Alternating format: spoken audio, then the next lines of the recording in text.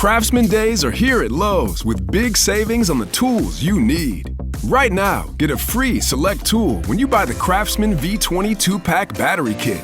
Whether it's the backyard, the bathroom, or beyond, Craftsman has the tools to help you power through and get the project done right. Because DIYing is unpredictable, but your tools shouldn't be. Shop Craftsman at Lowe's today. Valid through 6/18 while supplies last. Selection varies by location.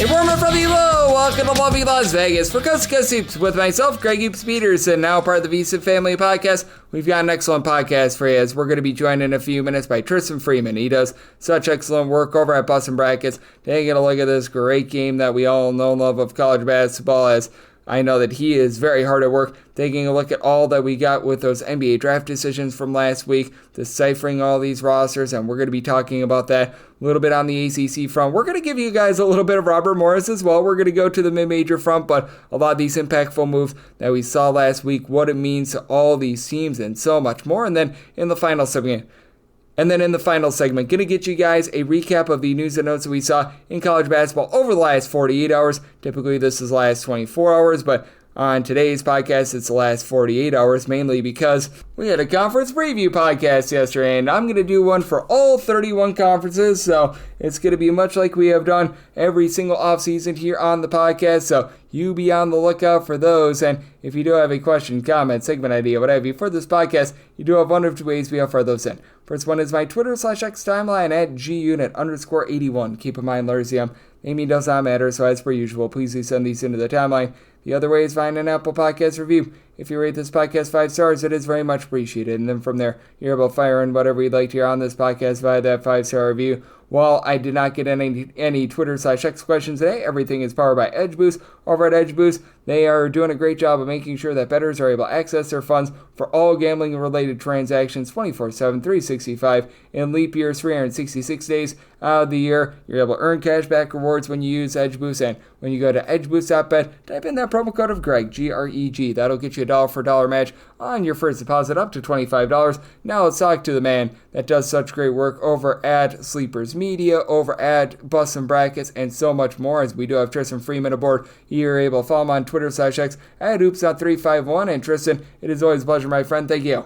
Yeah, thank you for having me, Greg. Appreciate it. Always appreciate you, Tristan. And Tristan, we saw over the last week or two all those big-time NBA draft decisions, and I do want to get your thoughts on what we all saw, because I do think that there were a lot more winners than losers, as has been the case over the last few off seasons, and there's a lot of teams, I'm looking at you, teams not named Arkansas in the SEC, that were very much the beneficiaries of it. Yeah, obviously, I think the NIL era proved to be a positive for many teams and players who have an option of, being a potential top 40 pick and coming back for what would be a pay raise by staying in college basketball, especially for teams who were desperate for their services. So this is definitely one of the positives, and a few players did ultimately stay in the draft, which ultimately hurt, teams that are still looking for transfers. Those teams would probably be the biggest losers from the draft results. But overall, I do think that it was a good week when it comes to keeping talent in the sport. Oh, absolutely. I'm right there with you. And I do think that those SEC teams were the biggest beneficiaries, because I look at a team like at Florida being able to bring back that front court from a season ago, also adding Boogie Fland, which that's one of the main guys that was in the NBA draft, but had also entered in the transfer portal. It wasn't dead set as where he was going to go. He lands at Florida. I thought that they had themselves a massive last 10 or so days. Definitely. The SEC, and it was, an off-season storyline where, because of how much talent the SEC lost, that the conference may have taken a step back. And that, changed itself in the last week, because Auburn and Alabama and then Florida, by way of Arkansas, all, had, freshman guards coming back, and they're going to be obviously sophomore breakout candidates. But then don't forget, Mississippi State also officially got Josh Hubbard back, and he was one of the top scorers in the sport. And he'll be an SEC Player of the Year candidate as well. And then, by the way, because of Houston getting Milos Uzan back, Pop Isaacs ended up transferring, decommitting there and going over to Texas A&M. So the Aggies somehow was an NBA draft deadline winner, even though they didn't have a guy that was waiting at the last minute to make a decision. Yep, and I think that that is so interesting that you bring that up as well with Joshua Hubbard because I thought that that was one of the most impactful in terms of where that team was projected to go. Not that Mississippi State is going to be like a Final Four team, but without Joshua Hubbard, I thought that they were very much doomed for a really rough season out there in the SEC. But with Hubbard back, that gives them a lot of scoring punch, and I think that in terms of just the overall, shall we say, like movement in terms of KenPom ratings, Bart Torvik, what have you, that was one of the most impactful of them all. Yeah, and Mississippi State was a team that lost a whole bunch of production as well outside of Hubbard. So had he stayed in the draft, they were going to be in trouble because Jayden Epson is a good transfer guard from Georgetown, but he's not necessarily going to change the game. And they have a whole new front court coming in, and led by Quincy Ballard, the center transfer from Wichita State. But there's not a lot of proven SEC production on the current roster. So look for Hubbard to have one of the largest usage rates in the country next year, and he gives them a fairly high floor. I don't know how high their ceiling will be, but if the league's going to compete for another 8 to 10 tournament bids next year, Hubbard alone will have the Bulldogs in the running. Yep, he certainly will. And for Mississippi State, I thought that that was a big one for them as Tristan Freeman, who does such great work over at Boston Brackets, he's joining me right here on Coast to Coast Hoops. And I think that it's also interesting what we saw with Alabama as well, because for Alabama, I was anticipating them taking a little bit of a step back, and I do think that was very interesting that at pretty much the final hour, you had LeBaron Filan be able to decide to come back to school because it looked like he was as good as gone to the NBA draft. He was able to be a nice double-figure scorer as a freshman for Alabama, doled out the ball, and I thought that that was another one that was very impactful. And I know that there were maybe a little bit of rumblings of it towards the final few days, but I thought he was just as good as gone. Yeah, I mean, he actually already said that he was gone before. A lot of players on the draft process says, hey, they're focusing on the draft, but wouldn't explicitly say they're gone. Bion was one of those that definitely said he was gone. So for him to have a last hour reversal, it was definitely big for Alabama. They did have Aiden Holloway coming back, and they added Miami transfer Jill Bethea, who could be ball handlers, but Philon is one of the most proven guys. And, they were reportedly in the mix with Desmond Claus. So by bringing him back, that took them out of Claus sweepstakes. So another team benefited from that decision as well. Yeah, no question about it. And I do think that there's going to be a lot of residuals that happen from what we saw in college basketball over this past week as well, including with Texas A&M being able to get Pops Isaacs, because Pops Isaacs, he was supposed to be going on over to Houston. It didn't feel like that was going to be the world's greatest fit. Milo Suzan, he decides that he's going to be coming back to school. That leads to Pops Isaacs being really out of the fold. He decides to go on over to Texas A&M. I think that that's really interesting for both teams, and for Texas A&M, obviously they're beneficiaries, and for Houston, I'm sure that they would much rather have Uzan rather than trying to fit a square peg into a round hole, in my opinion, with Isaacs. Yeah, the point guard options for Texas A&M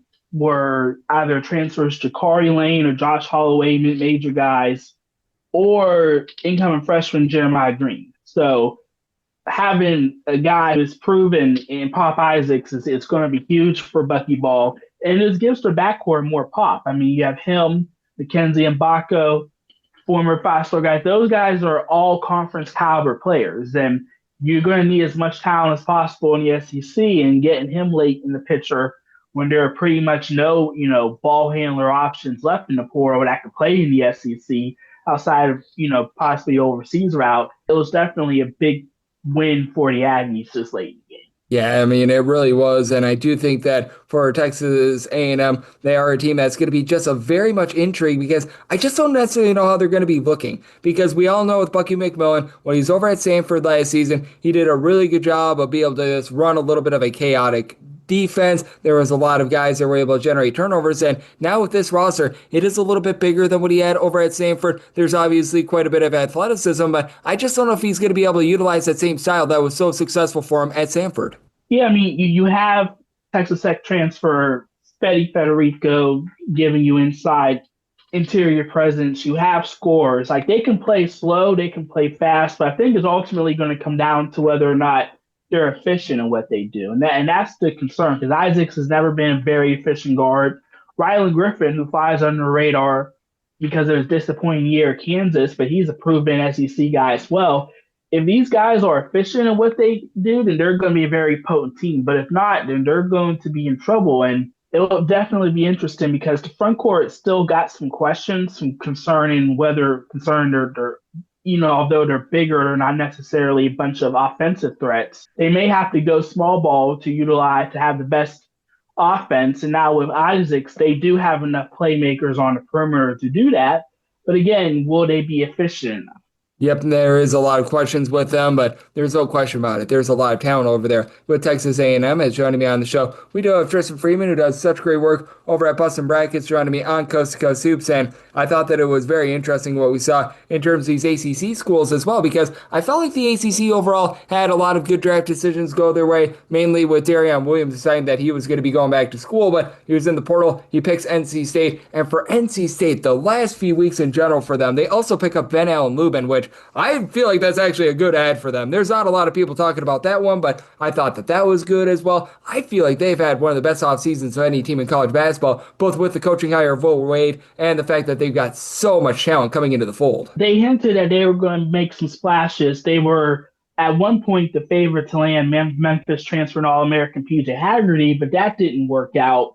But they ended up making a couple of huge splashes as well. Their backcourt was already fairly set with Trey Holloman and the McNeese State guys, Copeland and Bree coming over, but the front court had a lot of questions. So getting arguably the best forward possible in Darion Williams was huge.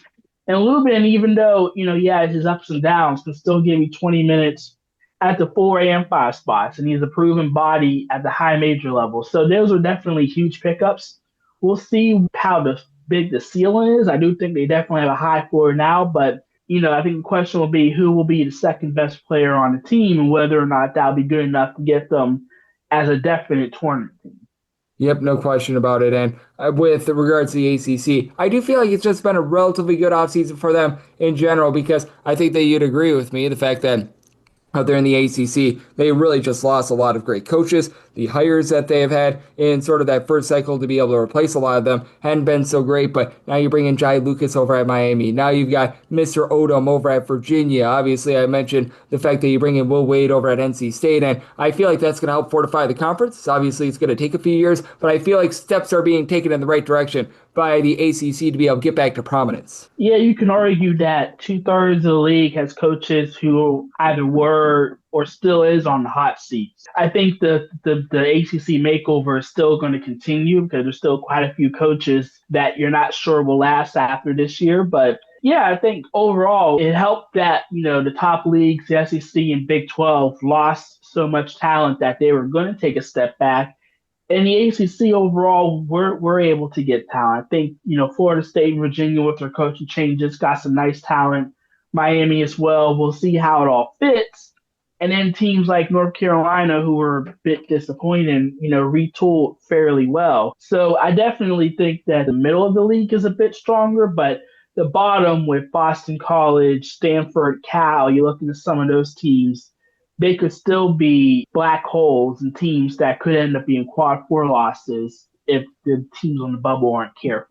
Yep, absolutely. And I do think that for the ACC, it's just all about what you were talking about on this show last year as well. Those bottom teams just getting a little bit better because, man, when you had the likes of Louisville back in the Kenny Payne era, when you got some of these schools like Boston College was 8 seasons ago, just absolutely brutal for them. And I do think that it is interesting to take a look at just some of those teams out there in the Pittsburgh area that you cover as well, because obviously with the Pittsburgh Panthers, they're a team that I feel like it's been ho-hum here in the offseason. They haven't necessarily had massive pickups, but at the same time, you figured that they were going to be losing Lowe and guys like that. They do lose them, and they're doing their best to be able to mix and match. How do you take a look at them in the ACC hierarchy? Because obviously they've been trusting in Jeff Capel has been able to do an okay job with the program. It just feels like they need that push to be able to get over the top, and I don't know if they're going to be able to get that this year. For the Panthers, their biggest weakness came on the interior with defense and just overall,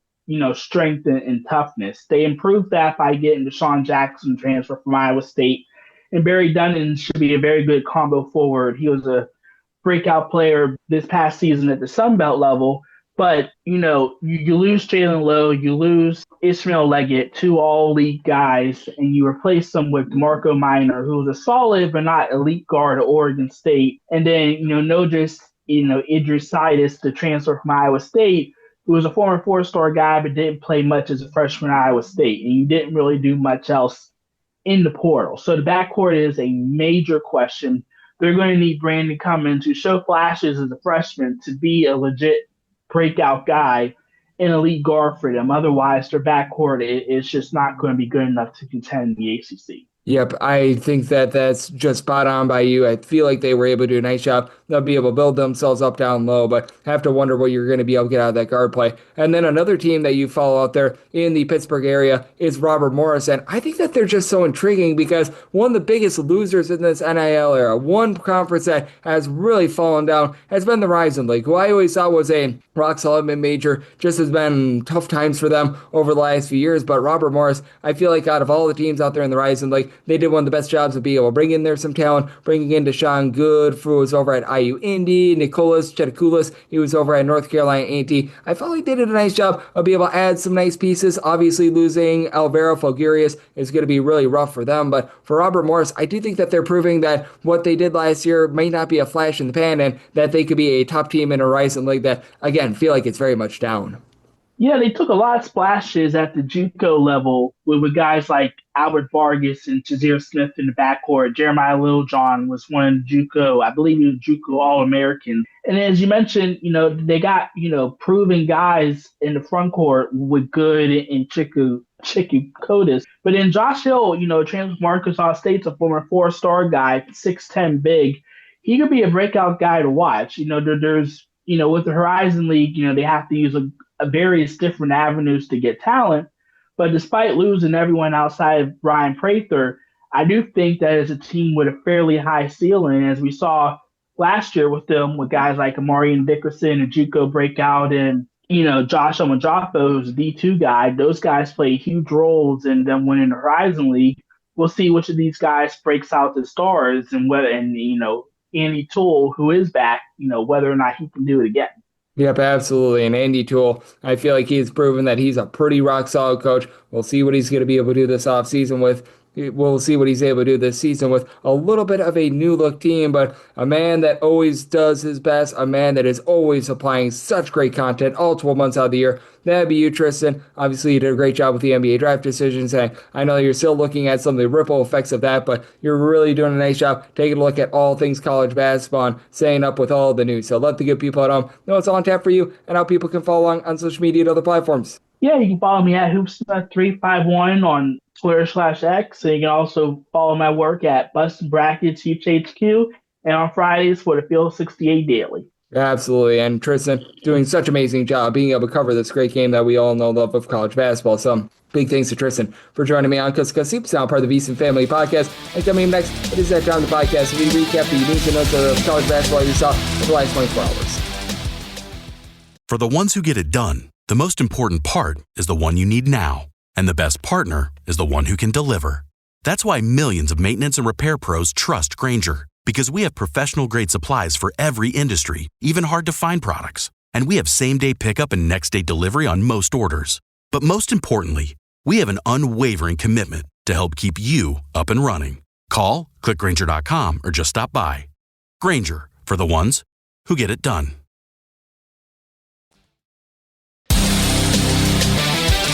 And we're back here in lovely Las Vegas for Coast to Coast Hoops with myself, Greg Hoops Peterson, now part of the VSiN Family Podcast. It was great to be joined by Tristan Freeman, who does such amazing work over at Bustin' Brackets, taking a look at this great game that we all know and love of college basketball. Every single time he joins me, he lends such great insights, and he did so once again today. So a big thanks to Tristan for joining me in the last segment. Now it is that time of the podcast. I give you a recap of the news and notes in college basketball from the past 48 hours. Typically this is the last 24 hours, but in this case it is the last 48 hours because we did the America East Conference Preview podcast yesterday, and you're going to get a preview podcast for all 31 conferences. Going to be getting very much hot and heavy a little bit more in about a month. We're probably going to do like one a week here, and then we're going to start to really get into full gear more in July. But we did see, in terms of the America East, Kapper Klonzich. He received an extra year of eligibility from the NCAA. Last year was averaging about 8.5 points, 5.5 rebounds per game, and a few seasons ago was a starter over at St. Joe's. So,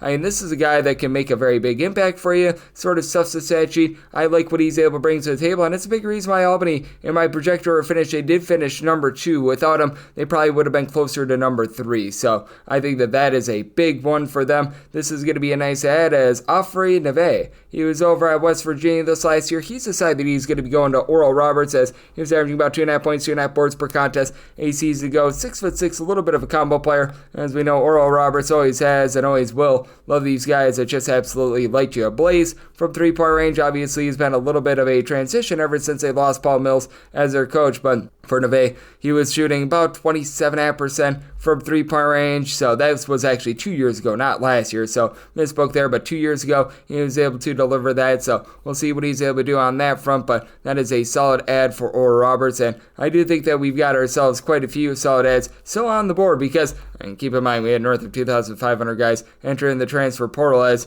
you've got Mike Williams, who was over at LSU. He's decided that he's going to be going to Seton Hall. He was averaging about 4 points per contest last season, and 2 years ago, he was averaging more in the neighborhood, about 7.5 points per contest as a freshman for Seton Hall. They've done a nice job of being able to bring in guys that are able to give you a little bit of defense. He's just grind them out sort of guys, but again, they're just not really adding any sort of three-point shooting whatsoever, as Williams last year shot 25% from three. When are they going to add anyone that's able to shoot from three-point range? That's a big question that I've got here. Now, as a freshman, he did actually shoot 37% from three last year, closer to 25% from the outside, but man, for Seton Hall, I really feel like they're going to need to get some outside shooting, and for Seton Hall, just a very strange set of circumstances in general for them. And Damari Jones going to be going back to Southern. You don't see this very often, but he was a rock-solid scorer last year at 6'5", gave the team 7.5 points, 4.5 rebounds per game for Southern. A little bit of a transitionary year for them because they are going to be losing some of the top-flight guys from the season ago, and Southern just always finds themselves towards the top of the SWAC. They've been unable to bust through for the NCAA tournament last few seasons, but you know that they're going to be a top 3, top 4 team, that they're going to play some very interesting defense. They've brought in Malik Ejewalt, a 6'10" big man from UMass as well, and really, other than that, they haven't really made a lot of additions, so we shall see what they're going to be able to do moving forward, but this is a very nice cog for them, and this is a rock-solid cog as well. Jelon Young, he last season was over at Maryland, just didn't really see the floor too much. He was averaging about 2 points per contest, was actually originally supposed to go to Vermont, and then Maryland, they stepped up and they offered him a little bit more NIL. Now he's going to be actually going to the America East, and he's going to be going to Bryant. This actually does upgrade Bryant quite a bit, in my opinion, from where I had them yesterday. I probably would be placing them perhaps a spot higher, as for Jelon Young, I really am a believer of what he's able to bring to the table. He's a guard that, he's a career about 36% three-point shooter, so he's able to give you a little bit there. As a freshman over at Central Florida, he was able to dole out a pair of assists per contest. Doesn't have big career numbers, but that's because he played at Maryland, Memphis, and Central Florida and was on the bench for all of them. I had Bryant at number 4 in terms of my projector or finish.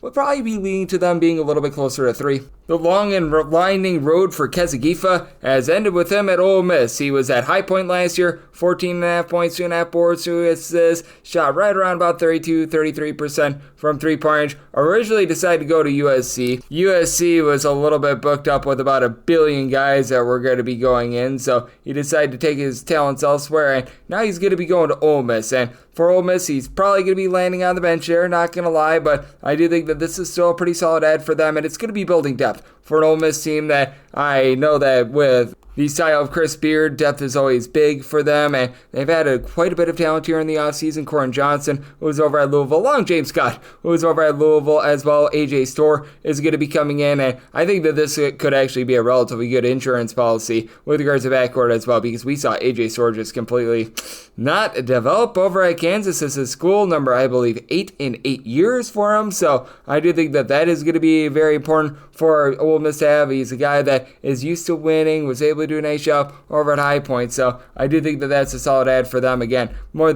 or less thinking that that's going to be a bit more of a depth piece, but still a really good depth piece to be adding. Chris Johnson, he was a former top 50 recruit of Texas. Never really got out there on the floor at Texas, and he was over at Stone Cold Stephen F. Austin last year. He was out for the season after 3 games where he was averaging about 11 points per contest. He's decided that he's going to be going to Central Florida, and for Central Florida, I think that this is a nice swing to be taken because for Central Florida, they do lose quite a bit from a season ago with Mustafa Thiem moving on, but they've done a really nice job, in my opinion, just adding here in the transfer portal, and I do think that they are going to be able to rise up within the conference. Seamus, folks, is a nice facilitator that comes on over from UW Milwaukee. Riley Kugel is able to give you 10 plus points per contest. You've got a guy in Carmelo Pacheco, is a really good 3-point shooter over at Mount St. Mary's. John Bull is 7'2". I love what he's able to bring to the table, and I do think that this is going to be able to help them out in building out that roster and really adding some great depth. Last year, Jordan Mason had himself a nice year over at UIC, Illinois, Chicago. He's averaging 9.5 points, 3 assists, a little bit over a steal per contest, and at Texas State 2 seasons ago was more of a 13-point per game scorer. He has decided that he's going to be going to Temple. We give our ode to Lane Kiffin, go Owls, as for the Temple Owls, they've done a nice job of adding some talent here in the offseason. Now, for Temple, it's a long rebuild for this program as Adam Fisher is looking to get things all right, and yet, obviously, the gambling scandal a few seasons ago, but CJ Hines is a guy that should be able to add a little bit of scoring from Alabama State. I'm really bullish on Spencer Mahoney, the 6'9" big man coming in from Cal. I do think that in an American, now let's call it what it is, it's a little bit depleted from a few seasons ago, that this team is going to be able to rack up some wins. Masai Gilliard coming over from NN, I thought was a good add as well. So I do like what these guys are doing here in the portal, and I think that it's going to be very important moving forward that they get some great guard play, because that's what Adam Fisher, a descendant of Mike Shrewsbury, is really built on. You've got DJ Turn It Up Smith, who has decided that he is going to be going to Campbell. He was over at Robert Morris last year, 9 points, 3 assists per contest. He was supposed to be going to Mercer, but he decided against that, and for this Campbell unit, they have done a nice job of adding here in the portal, and I really feel like the entire Coastal Conference has done a great job. Charleston's ads have been really good. UNC Wilmington is bringing in pretty much all of the Coastal Conference All-Stars, which I find to be very intriguing, but with this Campbell team, you've been able to get a lot of production out of just so much of the backcourt in the last few years, and now they've been able to add a little bit of size as well. Quentin Mincy is a 6'7", little bit of a combo player that should be able to impact things. You've got Chris Fields coming on over from Norfolk State, and Columby, who is over at Western Kentucky. He's able to be a nice 6'6" mixer and shaker that really doesn't pop it from 3, but you've got Amari Stewart, who comes in from Sacred Heart, nice scorer there. Munir Newton was over at Delaware State, so you've got a lot of good ads here. So I'm really liking what Campbell is bringing to the table and the sort of roster that they're setting up. Sky Wicks, he last season was over at UTSA, meet for the Roadrunners. His really big year came 2 seasons ago over at Incarnate Word. 13.5 points, 6.5 rebounds per game, was very much muted this past year. 3.5 points, 2.5 rebounds per game. He has decided that he is going to be going to St. Francis, Pennsylvania. St. Francis, Pennsylvania, going down to the non-Division I ranks. And I do think that with Sky Wicks, it's going to be really interesting to see what he does at the D3 level, because for St. Francis of Pennsylvania, they're just in no man's land in general. So I'm good on them for adding Sky Wicks. I don't know what the NIL collective is going to be for a D3 school, but they got Sky Wicks. And Mohamed So, he has decided that he is going to be going from St. Peter's, and he's going to be going to Rhode Island. Last year, 9.6 rebounds per game, and Rhode Island had some good rebounding last season. A lot of it they're going to need to just be able to replace, and I think that this is a good way of being able to do so for Rhode Island. It's just been a lot of inconsistency for this program, by the way, because they got off to that really nice non-conference slate, and they got off to a really nice start in general, but you've got a Rhode Island school that here in the offseason, they've added quite a few pieces I like. Jonah Hinton, he's coming in as a 6'3", a little bit of a nice scorer from St. Bonaventure. You've got Jamari Tripp, who was over at Fordham, 6'6", does a little bit of everything. They haven't added a lot of three-point shooting here in the portal, but Tyler Cochran is an upside guy that missed all of last season over at Minnesota, was a double-figure scorer over in the MAC, so I do think that they've done a nice job of being able to add a little bit more depth, and I do think that things are going to be a little bit more positive for them moving forward. And speaking of a little bit of positivity, how about the fact that Prairie View, they're going to be picking up the Utah Valley grad transfer in Corey Wells. He was averaging about 3 points per contest over for them last season. For Prairie View, this program is always built around being able to generate a whole bunch of turnovers, and they play very havoc Lucas style, to say the least. It's been very interesting to watch the last few years, to say the least, but for Prairie View, they've done a nice job to be able to add a few different guys. Doug Young, who's coming over from Quinnipiac, I think that that's really the main guy that you take a look at, as he's a guard that should be able to give them just a little bit more consistency in the backcourt in general. As I mentioned, they're a program that they always want to be able to generate a whole bunch of turnovers, and bringing in their guy like Doug Young, who was able to average about 5.5 points per contest, was a solid defender over at Quinnipiac. I think that that's going to be very nice. So I do think that with a lot of these, shall we say, SWAC and MEAC schools, them being able to get these ads sort of ad right now, them being able to get these sorts of ads right now are very big. Romad Dean, this is a nice ad for Tulsa. He was averaging about 7 points, 5.5 rebounds per game. He's not going to be any sort of a massive scorer or anything like that, but he does add a little bit more depth down low to a Tulsa program that they just have not been really good at anything over the last few seasons. I'm going to call it what it is. And for Tulsa, they just need to be able to stack up guys that are able to give them good, clean, consistent minutes for this Tulsa unit. You've got a just roster in general that has a lot of guys that they were solid at the, shall we say, mid-major ranks this past season, other than David Green. David Green was over at Rhode Island, nice double-figure scorer over the last few seasons, and Dorian Onchoweka, hopefully I said that correctly, 6'11" big man who comes on over from Georgia Tech. But Miles Rigsby, double-figure scorer over at Troy, was able to generate a bunch of turnovers. Terrence Bilford Tough, he was a nice double-figure scorer over at Arkansas State this last year. Miles Barnstable was one of the better scorers for St. Thomas this last season. So Tulsa's really done a nice job elevating. Romad Dean is going to be a little bit more of a clogger, a little bit more of a rebounder, probably going to be coming in off the bench, but I really do like that ad for them. And then you've got Tarleton State's Nick Crass deciding that he is going to be going to Nichols. Last year was only able to average about 2.5 points per contest, and was one of the few guys that was able to stay out there on the floor all season long. You should be able to fit the system relatively well. For Tarleton State, they always do a nice job of being able to generate turnovers, so do have to love that. And then Trey Parker, he has decided that he is going to be going to Seton Hall as well. So another ad for Seton Hall. Last season when he was over at NC State, as a freshman, he was averaging about 4.5 points per contest. Guy that was coming in off the bench, so wasn't necessarily overly rambunctious, but again, with the Seton Hall team, they're just not adding a ton of three-point shooting. Now, I will say for Parker, he shot 35.5% from three-point range, so he showed a little bit of brightness there. Only took about 2 threes per contest. I don't think that that's necessarily his overall game, but I do think that at the very least it's a step in the right direction for the Seton Hall team, because boy oh boy, do they need that outside shooting. And then this was much needed for Louisiana Monroe. Brentley Noel, he was over at Southern this last season. He's decided that he is going to be going over there. Was averaging about 4 boards and a block per contest for Louisiana Monroe. Very much heading in a new direction. They let go of their coach midseason, and for Louisiana Monroe, not necessarily a team as rich in NIL collective and benefits or anything like that, so they do need to have some of these shrewd moves be able to pay off for them. And I do think that for Louisiana Monroe, they're doing things overall the right way. Now, whether or not that's going to materialize into a lot of production, that's a little bit of a question mark, but I do like what this Louisiana Monroe team is trying to be able to build, and I do feel like they're trying to be able to do it the right way. And then Justin Neely, he was over at Albany this last year. He has decided that he is going to be going to UNC Greensboro. 11.5 points, 7 boards per contest. He was able to do a nice job of just being a little bit of a gadget guy, and for UNC Greensboro, I think that he's going to be able to fit in relatively well, as he does a nice job of being able to defend multiple positions. He's able to give you 2.5 assists per game. Now, for UNC Greensboro over the last few seasons, they've actually become a really good three-point shooting team, so that's something that Neely doesn't necessarily quite have in his bag. He shot 21% from three-point range last season, but regardless, I do think that this is going to be a nice ad for them. And there's been a bunch of nice ads all season long here in college basketball, and I'm breaking them all down every single day. You're going to be getting a podcast, regular season and off season, because